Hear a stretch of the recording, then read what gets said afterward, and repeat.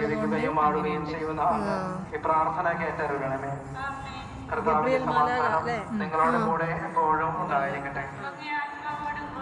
നിങ്ങൾ പരസ്പരം സമാധാനം ആശംസിക്കുന്നു. മറിയം എലിസബത്തിനെ സന്ദർശിക്കുന്നു.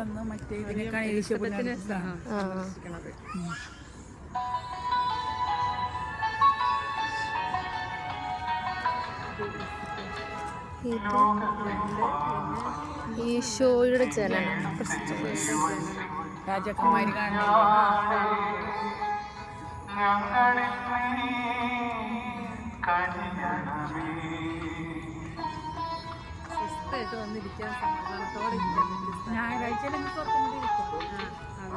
ഈശോയെ കാഴ്ച സമർപ്പിക്കുന്നു.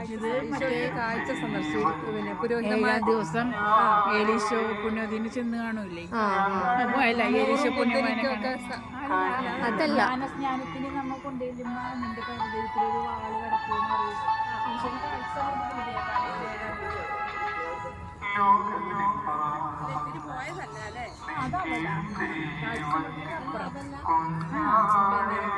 അത് 12-ാം വയസ്സിൽ കാണാതെ ദേവാലയത്തില് അപ്പൊ തർക്കിച്ചിരിക്കാൻ കണ്ടെത്തിയില്ലേ?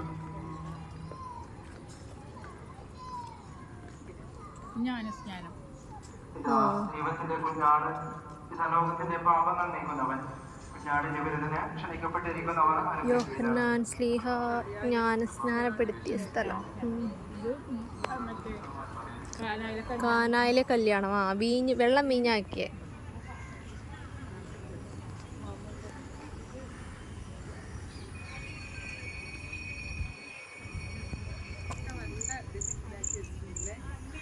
ദൈവരാജ്യം പ്രഖ്യാപിക്കൂലേ ഈശോ മറ്റേ ഇവർക്ക്?